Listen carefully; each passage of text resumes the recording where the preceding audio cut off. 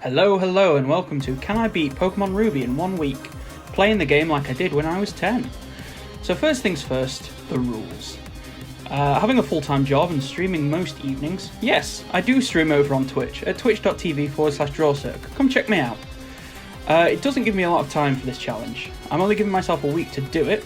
Now, I have to try my hardest to play like myself 16 years ago. Wow, 16 years, where does the time go?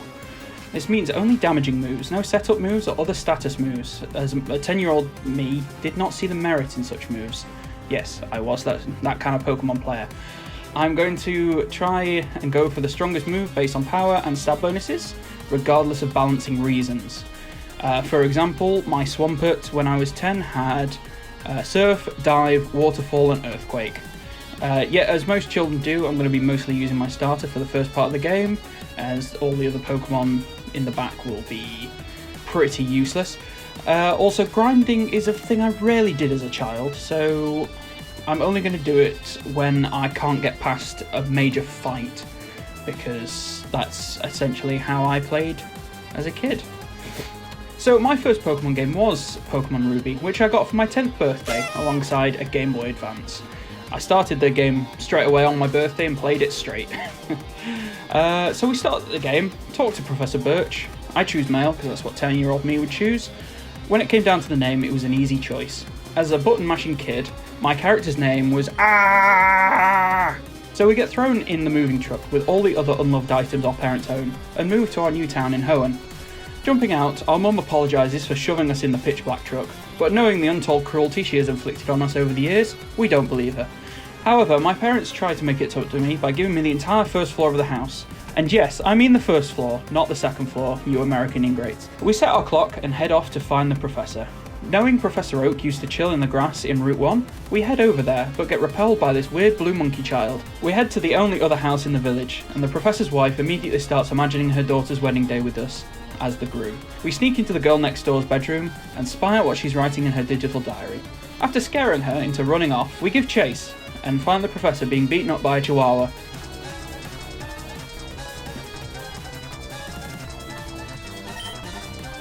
So we go to help. Stealing one of his Pokemon, we choose Mudkip because it's clearly the best choice and it's also what I picked at age 10. Quickly dispatching the Poochyena, the professor gives us the Pokemon we stole. We also name this due to more button mashing. The professor begs us to go bully his child for leaving him at the mercy of the Poochyena, and we gladly oblige. We head straight up to May, battling a couple of zigzag doggos on the way. Once we engage her, she utterly destroys us. Heading back for a rematch, we get completely screwed by RNG, and we end up missing two 95% accurate tackles in a row. Third time's the charm, and we put her in her place as our inferior, defeating her Trico for 69 experience. Nice. And she gives us her lunch money in the form of 5 Pokeballs. We proceed to immediately catch 3 Zigzag Doggos and a Poochyena. After failing to catch a Wingull with our final ball, we spend all our money on 5 more Pokeballs and find another Wingull. Wingulls are very important to the story to come, so we had to make sure we had one. Heading off to the next route, we demolish anyone and everyone with a Pokemon with our mighty Mudkip, totally neglecting the rest of our squad. Also, somehow we encounter the 4% rolls, which I hope my 10-year-old self was actually smart enough to catch, so we catch it now too. We check in with our dad at the Petalburg gym to tell him how much our mum abuses us while he's away, but Wally interrupts and wants help catching his first Pokemon. Dad sends us out to babysit this weakling as the terribly patronising and frankly heavily delayed catching tutorial plays. I mean, who only takes 1 Pokeball to catch a Pokemon, honestly? Who throws a shoe, honestly? We head up to the beach for some much needed R&R, and we chat with a nice man having an existential crisis, so we chill for a while with him. We also beat up everyone on the beach, and take out the rich kid before he can use his pay-to-win strats. In the forest, we catch a Shroomish and protect the pathetic office worker from a guy who's a little too into Magma, but I'm not one to kink shame. This kid also creeps me out a bit with his speech about putting seeds in his mouth and spitting it out, but he gives us the TM for bullet seeds so we keep our mouths shut. Then we catch a Wurmple. We battle some more trainers along the way to Rustboro City, and another pay-to-win loser tries to beat us, but our Mudkip is too powerful. Our first double battle goes well, even with type disadvantages, and then we spend too long battling the Magikarp trainer for basically no gain. In Rustboro City we head straight for the gym, battling the first gym trainer and skipping the second as we head to battle Roxanne. This did not go as expected however, as we just ploughed through her nose pass with a lucky crit, I was expecting to have to come back with Marshtomp, like I did 16 years ago, but alas, crit luck was on our side. Oh, and Mudkip evolved, learning Mudshot. Roxanne gives us the Rock Tomb TM, and we teach it to Marshtomp immediately. As we exit the gym, we see our good friend, Spineless Office Worker, so we head off to help him. Deciding we can't just rely on Marshtomp, we decided to train up the rest of the team to an extent. We teach Zigzagoon Cut, so no pesky trees will get in our way, and we put Wingull in front. Beating up some more trainers' Pokemon, we quickly level Wingull up. We head towards the Cave of Wisdons. Catching one, we then head over to the Magma Man and get Wingull to squirt some water on his Poochyena. After saving his precious Pico, Mr. Briny owes us what you would call a life debt. We use this to commandeer his sea vessel. Now, my 10-year-old self spent days trying to find where to go next at this point in the story, but unfortunately you cannot unlearn information without a heavy amount of alcohol, or other illicit substances. So we sail off to Dewford Island and head straight for the gym. Dispatching the gym trainers easily, Wingull learns Wing Attack. After healing, we send her out against Brawly, who predictably destroys Wingull, even with not very effective moves. But Marshtomp is overflowing with power and quickly buries both Machop and Makuhita in its mud shots, and with that we gain the Knuckle Badge and the TM for Bulk Up. Heading north, we tell a fisherman that fishing is boring, which he finds offensive and throws some carp and jellyfish at us. In the cave, we learn how to flash people from an old man, head into the darkness, where we immediately forget what we just learned and stumble around in the darkness for a bit. We find a Mawile in the darkness, which my 10-year-old self thought was one of the coolest Pokemon, so we catch it, call it Jaws, for obvious reasons. We also catch an Aron, because who wouldn't want a little armoured rhino thing? Finding Steven, deep in the Cave of Wonders, he gives us the real treasure, the TM for Steel Wing. Wingull learns this move right away, and we're off to order Brittany around when we run into a Makuhita and catch that little tub of lard. Brittany gladly takes us over to Slateport, where we prepare for some more relaxing beach Pokemon battles. We send Roltz out front to gain some levels while we're having some relaxing beach fights, and along the way we are given some sand by a toddler. Thanks kid, I don't know where I would have got some of that. We head into the hothouse and beat everyone up for the shop owner so he can get his jollies from it, and he gives us 6 Sody Pops as a bribe. We go to the shipyard and deliver the goods for Captain Stern. His assistant tells us he went to the museum, so we need to deliver it there instead. Okay, first things first, I'm a child who's being used for shipping labour, and now the place we're supposed to deliver can't take the delivery because the guy who ordered it isn't there. Imagine that happening in real life. I'm sorry, Mr. Truck Driver, Jeff Bezos isn't at this Amazon today, he went to space. Can you deliver it there instead? Anyway, we go off to the museum and get shafted for the entry fee. 50 Poké Dollars. Wait, Poké Dollars are based on Japanese yen. Let's just check the exchange rate. That's only 33 pence? About 24 cents. And looking at the inflation, that ticket would only be worth about 25 pence or 18 cents today. Wow, that's not a bad price. I don't know about you, but I don't know any museum in the world that would charge so little for a ticket. So we meet a Team Magma Grunt, who we've met and bullied before, but we don't know which one he is because all grunts look the same. No, you're racist. And he gives us Thief, so we don't bully him anymore. We go up to Captain Stern, throw the packages his head, call him a bad word, when 2 Magma Grunts interrupt us because they also want to verbally berate Stern as well. We don't like sharing the abuse, so we abuse them too, destroying them easily with Ah! And Wingull. Then the lava lover himself shows up to yell at his grunts, but then gets scared away by my angry eyes and runs away. I'm packing you an extra pair of shoes and your angry eyes, just in case. Heading north, we find a lot of electric types to bury with our Mudshot and Ah! And then we found the Trick House. We walk in, this guy's hiding under his table, and we only find him because we see his camera flash as he takes a picture of us. When we confront him, he runs away, asking us to follow him deeper into his pervert house. Wanting to set loose on him, we give chase. We battle the other kids who were lured into his house, but we aren't here to rescue people. Getting the password, we head to the back room and find his masturbation area. Getting slightly worried now, he says no one has escaped his trick room before and gives us candy to not tell the police. We try to find someone to tell, but it turns out the Trick Master is good friends with the president of the Pokemon world, so his crimes are swept under the rug. Good job that only happens in fantasy worlds, right? Moving on, we beat up the rest of the trainers on Route 110 and find May sitting in the grass on the low road. She won't let us pass until we prove we can beat her, so we get ready to trample her on our way past, except, yeah, her Grovyle is ridiculously strong. So we even tried to use Shroomis' effect spore against her, but alas, no luck there. Wingull was our best shot, actually dealing super effective damage, but was 5 levels lower and couldn't even one-shot her Numel with a 4 times super effective water gun.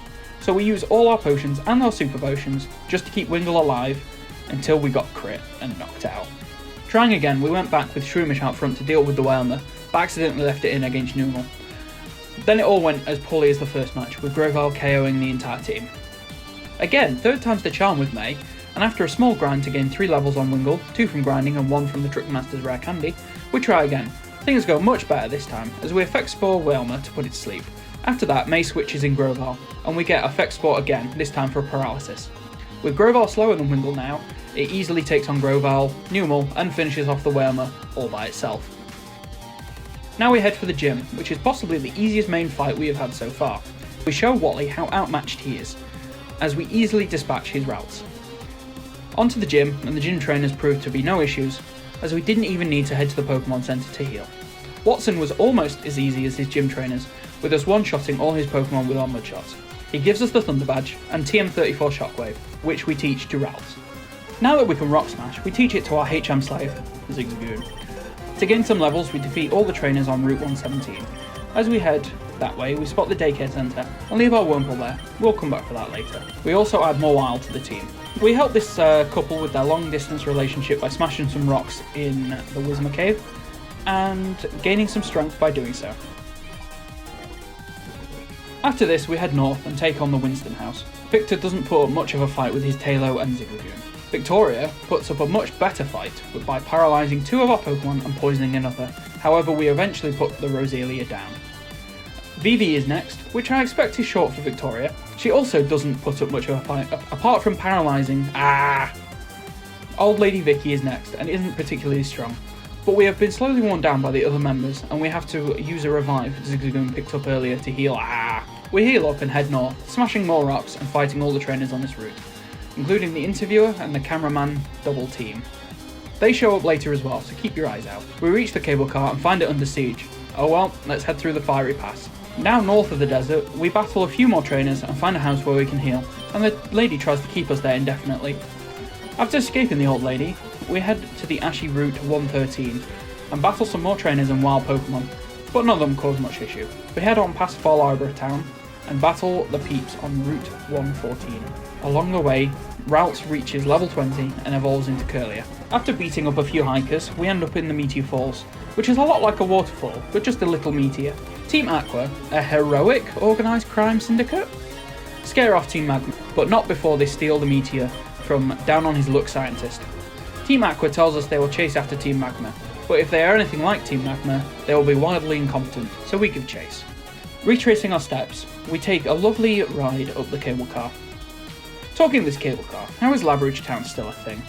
To get there, you have to take an unbearably long cable car ride, up to an active volcano, then a hike down this volcano, which can't be hiked back up, I might add, just to get to the town. Yes, I know they have hot springs, but it's really worth the effort to get here, especially as the key demographic for these springs is the elderly and infirmed. At the top of the volcano, we find Team Aqua and Magma fighting it out with Puchiana. As predicted, they are doing a terrible job and we have to step in. Easily dispatching the grunts, although one was an admin apparently, we take on Mr. Magma. He was a bit more challenging with his higher levels and evolved Pokemon, but it doesn't take long to vanquish him. We spank him for being a bad boy and confiscate the meteorite to give it back to the scientist. Spoiler alert, we forget to do that. We head down the jagged pass, defeat the trainers there with our slightly weakened team, and head into Labyrinth Town. Being the bull-headed 10-year-old me, we head straight for the gym. After healing, of course, I'm not a complete idiot. Most of the trainers are no issue, as we have 2 water types on our team, although we did get burnt, by all things, a Meditite with Fire Punch. We find our way through the misty maze and challenge the gym leader. Turns out she is very unsure of herself, and it shows a certain trend in Pokemon and their female gym leaders. I mean, Gen 1's normal, but in Gen 2, both Whitney and Claire refuse to give you your badge after beating them. And in Gen 3, both Roxanne and Flannery are new trainers and are unsure of their skills. Weird. Anyway, both of Flannery's Slugmas are easily dealt with being one-shots, but Torkoal is a lot more difficult. Another strange connection between female gym leaders, Flannery used the Whitney strats of Attract and Body Slam Paralysis, although this Fire Tortoise does come with basically a Z move with Overheat, which, when used for the first time, does massive amounts of damage. Torkoal eventually falls to though, as most things do. May is waiting for us as we leave the gym, which makes me think she's actually stalking us for the Professor. She gives us some go-go goggles which allow us to enter the desert now. While we're there, we grab the claw fossil. My script says improvised Madry bread joke here. That's weird. Anyway, if any of you know what that's a reference to, leave me a comment down below. Comments are good for the YouTube algorithm. Defeating some of the trainers in the desert, we decide to head back to Roselia City to revive our fossil into an anorith. While we're there, we talk to the president of the company, and he gives us an XP share, which is nice. We give it to Anorith to hold to catch up with the rest of the squad. But what's nicer is he doesn't try and save any money by using more child labour.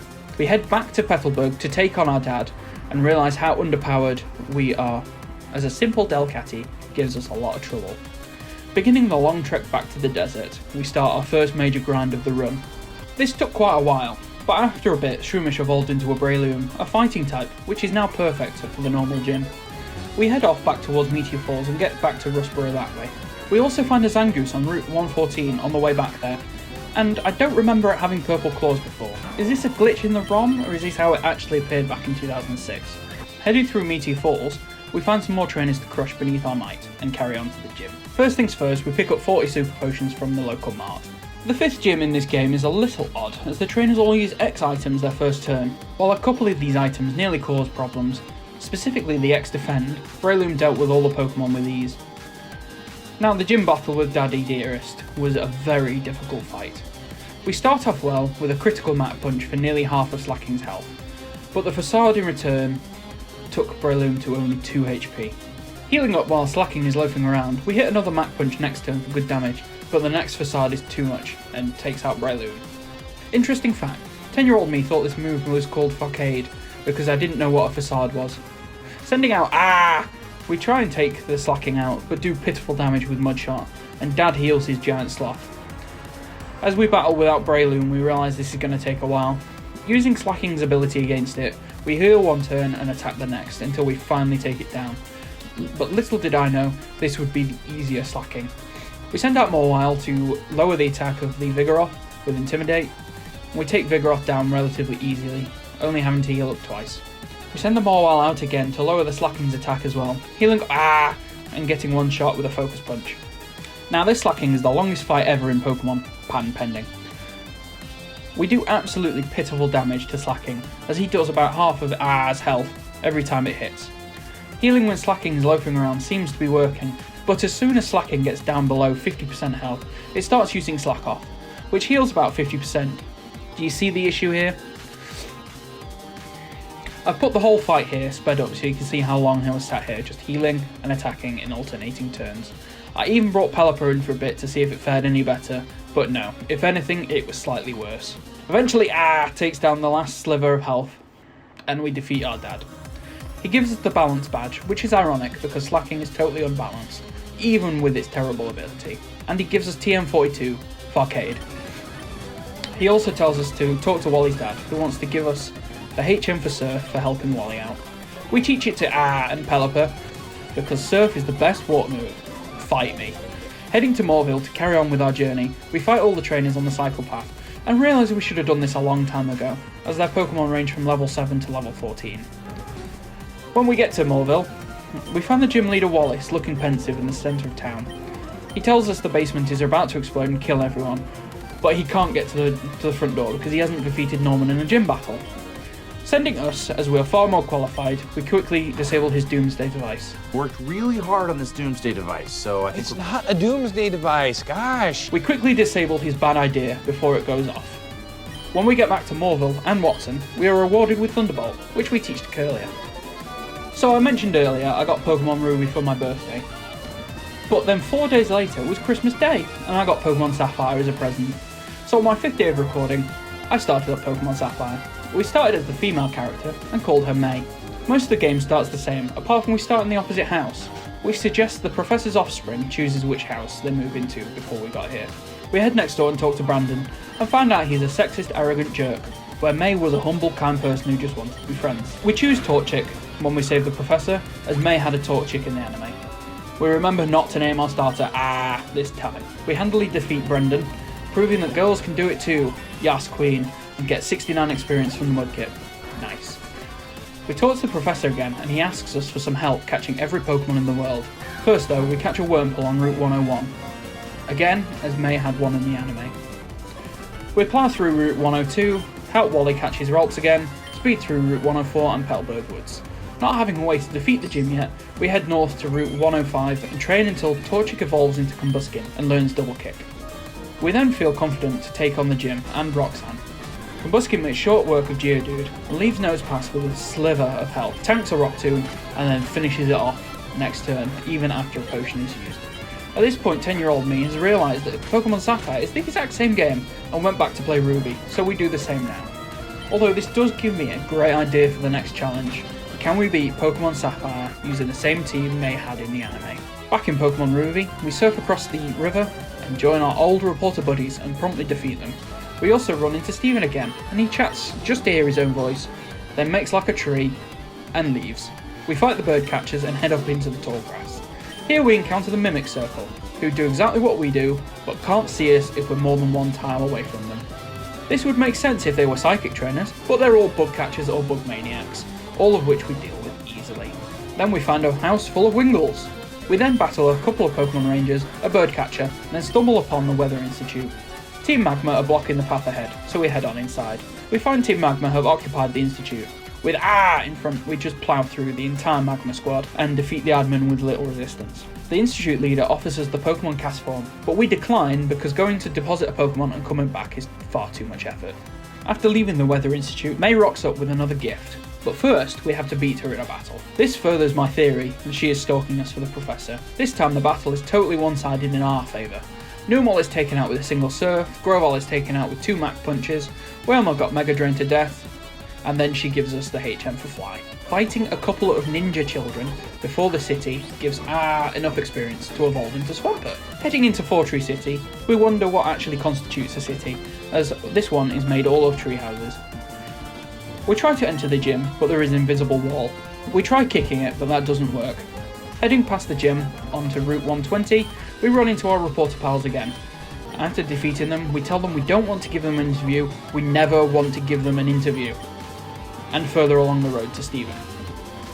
He lets us just run into an invisible wall. Once again, we try kicking the wall and try kicking Steven as well. When that doesn't work, we try to use our words to reason with him instead. Turns out the invisible wall is a Kecleon, and when it becomes visible, it attacks, which honestly is an understandable reaction. We catch the Kecleon, and Steven flies away, rubbing it into our faces that he can use the move outside of battle. Instead of turning around to challenge Jim, however, we travel further south. Most of the trainers pose no threats to us until we battle on Milotic in the rain. Not only was it firing off powerful water pulses that have a chance to confuse, it also had high defences and the move Recover as well. We finally took it down with using Surf and Mudshot, and the rest of the route is a cakewalk in comparison. On Route 121 we defeat a couple of trainers and then overhear some Magma grunts talking about their plans. We head on up to Lilyco City, heal up, and then run off to Mount Pyre after Team Magma. Heading up the inside of Mount Pyre, we battle all the trainers and re-kill all the ghosts. At the top we find the TM for Shadow Ball. Jumping down the holes in the floor, we grab the Lax Incense and the Sea Incense too. We then climb the outside of the mountain and find the TM for Skill Swap, which is totally useless in this run, and find Team Magma trying to steal from an old couple, and although we try to stop them, we are too late and they run away. The old lady gives us the red orb and tells us to chase after Team Magma. We head off to Slakeball City via the route below Mount Pyre. We defeat more trainers, gain some more levels on our big hitters, with the TM for Giga Drain which we teach to Breloom, and along the way we finally evolve Anorith into Almaldo. When we get to Slakeport, we find Captain Stone being interviewed on charges of child labour and child endangerment, but that's when we get interrupted by Team Magma stealing his submarine. As usual, they announce where they are heading and took off in the submarine.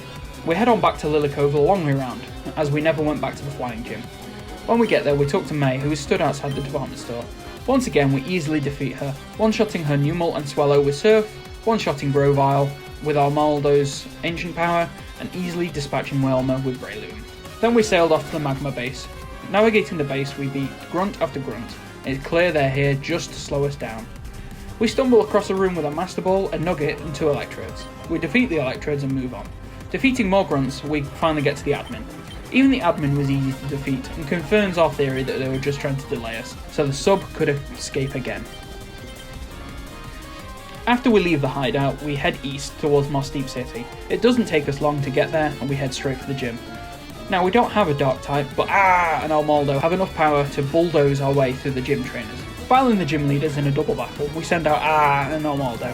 We use Surf and Metal Claw to deal some big damage to Solrock, and we would have killed it too if not for the light screen Lunatone put up. As we attacked again with the same combo, they healed Solrock and hit Armaldo for half his HP with Psychic. However, we knocked out Lunatone. Next turn, we heal up Armaldo with R's turn and hit the Solrock big with Metal Claw. One more turn is all it takes when we knock Solrock out with Surf, although it did try and charge a Solar Beam before it died. Once we defeat Liza and Tate, we are gifted the Mind Badge, TM04 Calm Mind, another useless TM in this run. We pop into Steven's house for a spot of tea, and he gives us the HM for dive, and then he just ignores us, so we take the hint and leave. We go for a spot of diving south of Moss Deep and find an opening in one of the undersea mountains. We find the submarine and realise it's Team Magma's underwater base. As we navigate this maze, we battle numerous Magma grunts, none of which pose much threat to us. But along the way, Curly evolves into Gardevoir, which is nice, and we find the TM Earthquake, which we teach to Finally, we reach the pit where Groudon is resting. Maxi comes at us for another fight. Mightyana goes down easily with an Earthquake from Armaldo handles Crobat easily with a couple of Ancient Powers, and Camerupt is taken out by Pelipper's Surf, even though Pelipper is 10 levels lower. After we defeat Maxi, Groudon runs away and makes the entire region sunny. Maxi realises the mistake he has made, as he is fair-skinned and will burn in the intense sun. He and Archie, the Team Aqua leader, run off to try and help. I think we never see them again. Steven drops by and tells me to head to Sutopolis City to fight the Groudon, because the adults in this society are incompetent and only I can save the day. We use our Pokénav that Mr. Stone gave us to find our way to Sutopolis. Heading straight for the Cave of Origin, we find Steven there, who tells us to head inside and murder Groudon. We head into the cave, find the HM for Waterfall, and find Groudon in another pit. As the battle starts, we hook a Master Ball at it and catch it immediately. We call it Groundon, because that's what I thought it was called as a child. With Groundon in tow, we head straight for the water gym. Our drought makes most of the gym trainers no threat. The gym leader is a bit trickier, as he keeps trying to use Rain Dance to cancel out the drought. Wallace starts the fight with Love Disc, which we deal with quickly with an Earthquake. Next is Whiscash, and we send out Breloom. Whiscash uses Rain Dance, and we hit it hard with Giga Drain, and Earthquake from Whiscash does nothing to us, as we finish it off with another Giga Drain. Celio is next, and we send Groudon back out for the sun. We hit it hard with Earthquake and leave it in the red, and it hits us back with an Aurora Beam.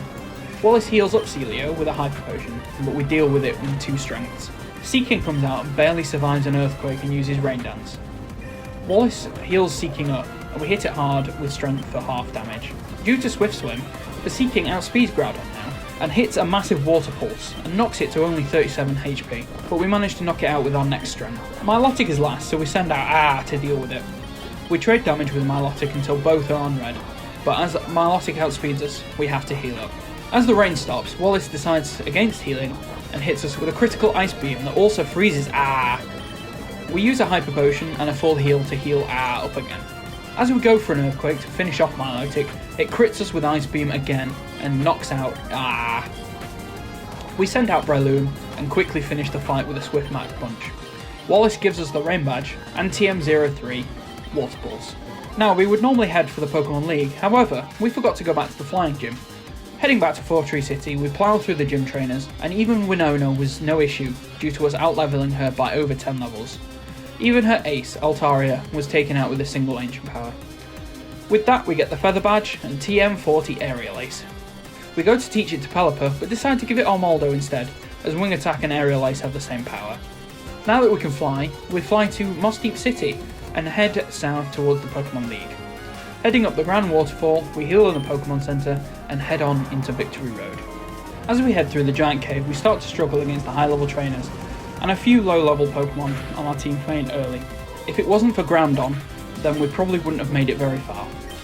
The funniest encounter was probably this guy. He was the final trainer we battled, yet he only had a single Cacturn. How he got this far with only a Cacturn, God only knows. However, even though he was only 10 steps from the exit, he said, "I have made it this far a couple of times, but the final stretch is so long." He is both impressive and idiotic, as he would have had a straight run for the exit, but waited for me instead, and now he's doomed. As we were about to leave, Wally shows up, with his powered up team. He starts off with Alteria, so we switch to Armaldo to smack it with some Ancient Power. Alteria starts the Dance of the Dragon, as we smack it with some rocks for about 75% of its health. Wally uses a Super Potion, but it's futile as we knock out Alteria with another Ancient Power, and we get the Omni Boost. Delcatty's out next, and we quickly dispatch it with 2 powered up rock smashes. Next is Roselia, which is one shot with Armaldo's aerial ace. For a Magneton we bring out Groudon, who easily defeats it with an Earthquake. Last out is Wally's ace, Gardevoir. We hit it with strength for less than half damage, while Wally uses double team in return. As he heals with a super potion, we hit a massive Earthquake to leave it only on 1 HP. One more strength knocks out Gardevoir, beating Wally and allowing us to head out of the cave. When we get to the Pokemon League, we stock up on potions. We buy 32 full restores and 32 revives, wiping out most of our money.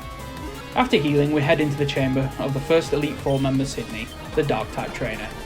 We send out Breloom to deal with Mightyena, hitting it with a Mach Punch for about 25% of its health, and get Sand attacked in return. We hit another Mach Punch to take it down below half, but we get hit with Takedown for 2/3 of our health. However, Effect Spore puts Mightyena to sleep. Bringing Groudon out, we hit Mightyena with Strength for a knockout. Sharpedo is next, and we bring Breloom back out, one-shot it with a critical Mach Punch. Sydney brings out Absol next, and we hit it hard with Mach Punch, but Breloom is taken out with a Slash. We bring out Armaldon next, strike with Mach Claw for some damage. Absol hits us back with Aerial Ace.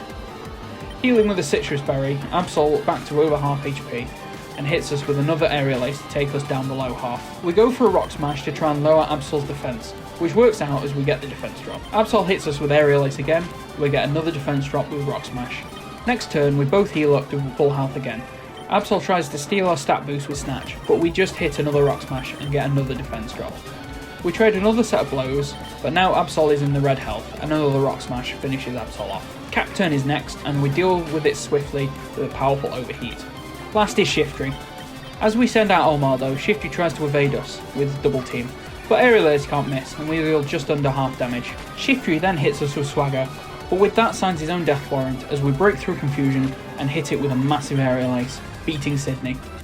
Phoebe the Ghost Trainer is next. Dusclops is out first.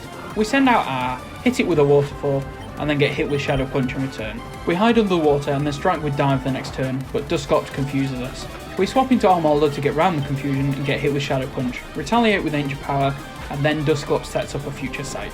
Phoebe heals up the Dusclops, which is annoying because Dusclops' ability Pressure, which means that we use double the PP of moves, and we are already running out of some on the second Elite Four trainer. We hit it twice with Aerial Ace for pitiful damage, and then Dusclops uses Curse on us. This puts it in killing range, however Armaldo takes damage from Curse and Future Sight at the same time. We get dropped to low health, but we hang on and KO Dusclops. Next out is Burnett, and we swap into Groudon. We hit Burnett with a massive Earthquake, but Burnett hangs on with a tiny bit of health, and takes about 1/3 of our health with Shadow Ball. We attack with Earthquake again, expecting a heal, but instead we just KO'd Burnett. Another Dusclops comes out, and we hit it with Fire Blast, but Dusclops uses Ice Beam and takes us down to only 67 HP. We take it down to red HP with an Earthquake, and Dusclops hits us with another Ice Beam, and we hang on with just 4 HP this time. Dusclops heals up with a Citrus Berry, which stops Phoebe from using a full restore, so we can kill it with the next Earthquake. Sableye is sent out next, and we send out R to meet it. One Earthquake takes it to just below half HP, but Sableye attracts R. Next turn we are immobilized with Love, and get hit with a pretty big Shadow Ball, dropping our special defense as well. However, R realizes its true enemy next turn and kills Sableye with another Earthquake. Phoebe sends out her last Burnett, which outspeeds R, hits a Shadow Ball to take R down to only 11 HP. R takes Burnett down to under half health. We heal up R and get hit with a couple of Shadow Balls and knock out the Burnett, beating Phoebe. Now on to Glacier, the Ice Trainer. First opponent is a Glalie, which we dispatch easily with Fire Blast. Second is Celio, so we swap into R. We hit it with an Earthquake for about 45%, but it changes the weather into Hail. We go for a dive to try and hide out for a turn, but Celio uses Surf, so not only does it hit us, but it deals double damage, sending us to only 14 HP. We hit dive for a small amount of damage, and Celio knocks us out with Body Slam. We send out Groudon to replace the Hail with Sun and knock Celio out with Earthquake. The second Celio comes out and we send out Breloom. We hit a Mach Punch for big damage and Celio misses a Blizzard. A second Mach Punch that takes Celio below half HP as Breloom also dodges a second Blizzard. A third Mach Punch takes Celio to red health, but it actually connects a Blizzard and KOs Breloom in one shot. We send out Gardevoir and use Thunderbolt, but Celio is healed back up to full health. Another Thunderbolt takes Celio down below half health and Celio sets up the Hail again. A third Thunderbolt takes Celio down to red health, and Celio uses Attract on Gardevoir. We swap into Armaldo as Celio dives below the water. As Armaldo is weak to water, we swap into Groundon so we can set up the sun and nullify his water move a bit. Even in the sun, the dive does about a third of our max HP. Then Groundon finishes Celio with a strength. We stay out with Groundon and she sends out her second Glalie, and we KO it instantly with overheat. Last out is her ace Walrein, and we swap to Gardevoir to use Thunderbolt. However, Walrein outspeeds us and hits a sheer cold. We send out Armaldo and it takes us to 2 HP, but we get our Rock Smash off and get the defense drop we want. We heal up Armaldo, tank a Body Slam and attack with another Rock Smash, hoping to get another defense drop, and that he misses a Blizzard. However, he hits the Blizzard and Armaldo goes down. We send out Pelipper in the hopes of wasting his remaining 2 Blizzards, and we use our turn to revive He hits a Blizzard on Pelipper, not missing a single one yet, and KOing Pelipper. We send out heal him up with a Hyper Potion, and Walrein misses his 5th Blizzard, but he does hit another sheer cold the turn after. Wow, if I had a nickel for every time I was doomed by Sheer cold. I'd have 2 nickels, which isn't a lot, but it's weird that it happened twice, right? We send Groundon out to hit it with an Earthquake, and somehow he tries to hit a 6th Blizzard, but misses. He heals with a Citrus Berry, sealing his fate as we KO him with another Earthquake. We revive the entire team before heading into Drake's room, including using an Ether that we have had the entire game to give Groundon's Earthquake more PP. This fight is the definition of potion spam, and you will see what I mean in a second or two. We start off with as Drake sends out Shelgon. We Earthquake for a 3rd damage, and he Rock Tombs us for tiny damage but lowers our speed. Next turn he is faster and hits big damage with Dragon Claw, as we return with an Earthquake for a second third of his HP. Another Dragon Claw takes us to low HP, but we KO him with a 3rd Earthquake. Next out is Alteria, so we send out the Resident Bird Killer Armaldo to hit him hard with Ancient Power. He Dragon Dances next turn, we hit a Metal Claw to take him below half health. Luckily, Dragon moves count as special moves, so his Dragon Dance was useless as he hits us with Dragon Breath again, and leaves us in the red. We hit the Ancient Power and KO the fluffy Cloud Bird. We swap into Groundon to deal with the Flygon that comes out. We are outsped, hit with Dragon Breath and paralysed, but Groundon breaks through to hit a Strength. We full restore Groundon to heal the damage and the paralysis, and get hit with another Dragon Breath. Next turn, Flygon paralyses us again with Dragon Breath, but we broke through it again, hitting another Strength. We heal up Groundon with a full heal, but Flygon hits us with Dragon Breath and paralyses us again. With these paralyses and 2 sheer colds, I think the game is trying to punish me for playing like a 10-year-old. We heal up the paralysis with a full restore this time, get hit with a couple of Dragon Breaths, no more paralysis this time, and hit Flygon to red health with a 3rd strength. Both of us heal, then the next turn we trade blows again. We trade blows again until the turn after, where Flygon decides to use Sandstorm, as we hit it with another strength. 2 more strengths and 2 more Dragon Breaths, and Groundon defeats Flygon. As a second Flygon comes out, we stay in with Groundon and heal him up. This Flygon uses Flamethrower, so the previous Flygon actually helped us out by getting rid of the sun. We trade Flamethrower and Strength Blows just like with the other Flygon, both healing up when HP gets low, until we have to restore Strength PP. We then heal Groundon's HP and finish Flygon with Strength. Now Drake sends out the Devil himself. When it comes to this run. If I could have the slacking from Norman's gym at this point, I would take it, because this fight took forever. We swap Groudon out due to Intimidate, but that's a mistake, because when we bring him back in, we set the sun up for the rest of the fight, powering up Salamance's Flamethrowers. You're seeing this fight sped up insanely high right now, just so we can get through it in this lifetime. Salamence can do more than half of Groundon's full HP with both Flamethrower and Dragon Claw, so we need to try and use up all his PP for those moves before we can even start attacking. That's at least 30 moves in total. We still have 31 full restores before fighting the Salamence, and we finish the fight with 8. Eventually, as Salamence runs out of Flamethrowers and Dragon Claws, we can bring Groundon back in and whittle him down with Strength, beating the entire Elite Four. Is the fight still running in the background? Well, let's just wait a few more seconds before we move on.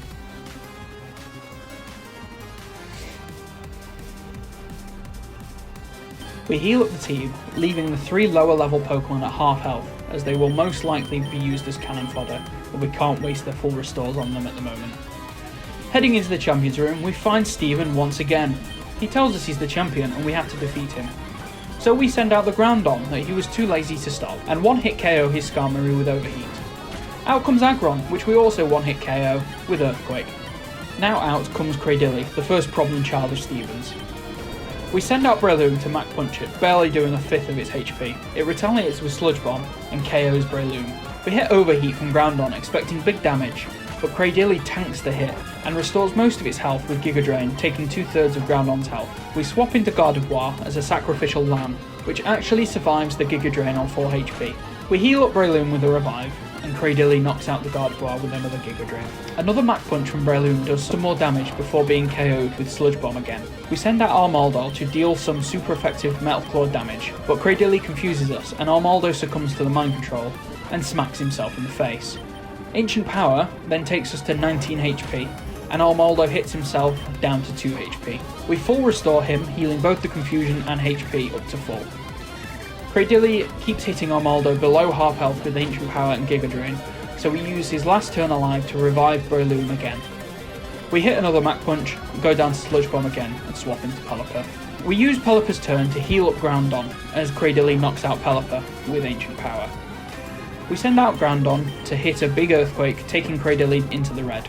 Cradilly uses Giga Drain again, which is actually good for us because now it's within KO distance with Earthquake, without Steven healing it with a full restore. Cradilly goes down, and out comes his own Armaldo, so we swap into We dive to avoid a slash. The dive does minimal damage due to the sun, and Armaldo hits the slash as we come back up anyway. We do an Earthquake for more damage as Armaldo hits us to 1/3 of our max HP. We heal up get hit with slash, and hit a Surf for decent damage, sending him to red health, and getting hit with another slash. We Surf again, but Steven heals Armaldo up to full. An Earthquake takes him to about 1/3 of his max HP, as he hits another slash, taking us to only 14 HP. Another Earthquake takes him down to 1 HP, and he knocks out with the Water Pulse. Now we only have Groundon left. Healing him up with our final full restore, Steven does the same with Armaldo. We hit him for just under half HP with a Fire Blast as he returns with a Water Pulse. Next we smack him with an Earthquake, taking him to 1 HP again, and he hits us with a slash for decent damage. He heals Armaldo again as we go for a strength. Then 2 more Earthquakes and he finally goes down, but we are at 71 HP with 2 of Steven's Pokemon left, including his ace, and we don't have any full restores left. Things are looking dicey. He sends out Claydol next.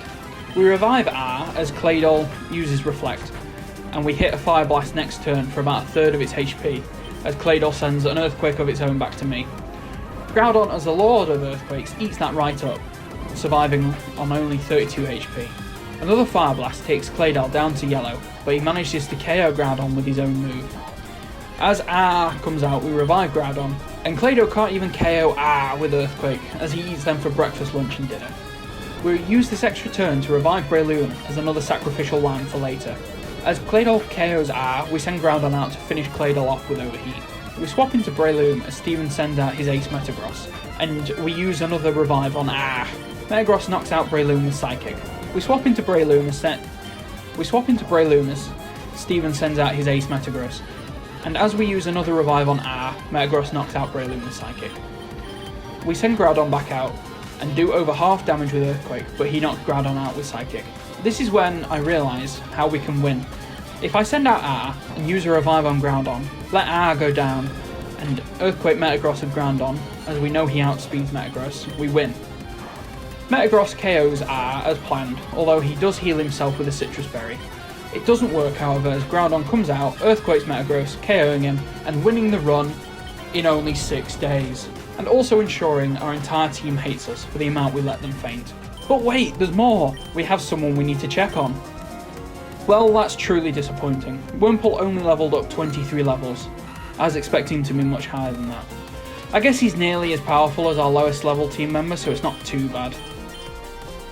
Well anyway, thank you very much for watching. Do me a favour and recommend what challenge I should do next in the comment section below, because I'm really not that imaginative.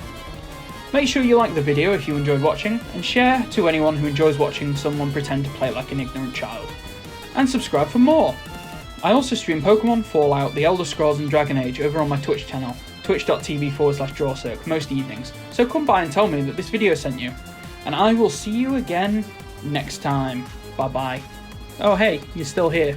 Why don't you enjoy some of these bloopers? Or not. Do what you want. And yes, I mean first floor, not second floor. The bottom floor is a ground floor, the second floor is the first floor. No, that sounds stupid. We head over there, but get repelled by this weird blue monkey child.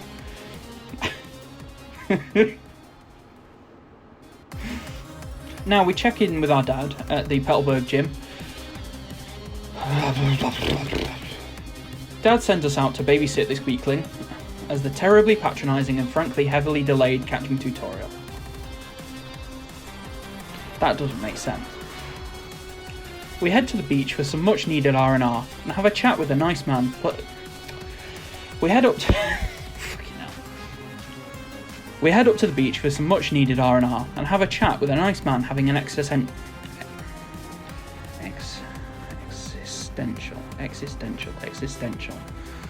We head up to the beach for some much needed R&R and have a chat with a nice man having an existential. Fucking hell. And we have a nice chat with a man having an ecstasy. Fuck. Oh. We teach Zigzagoon cut, so no one pecks.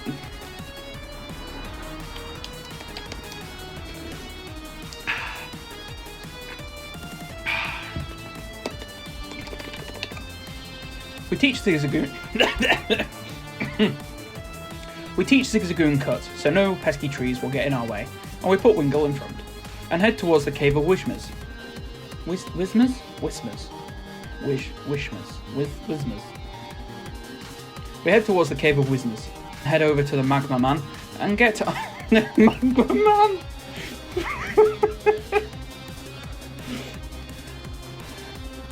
Catching one, we head over to.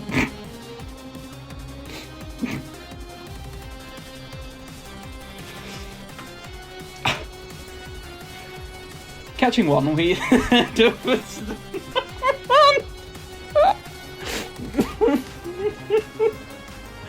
Oh dear, oh dear, oh dear.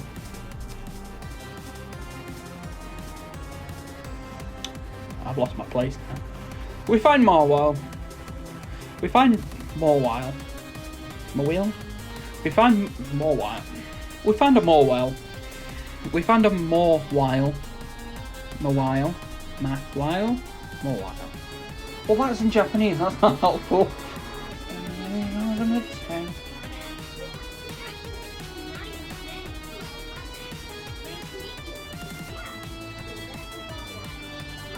Morwhile. Jeez, that's hard to say. Azos isn't at this Amazon today. He went to space. Can you deliver it there instead? Anyway, we go off.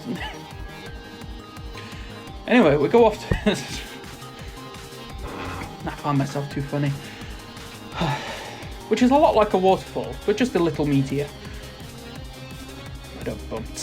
She gives us some go-go goggles, which allow us go-go goggles. I think they're just called go-go goggles, but go-go goggles. What is that supposed to be? Nearly.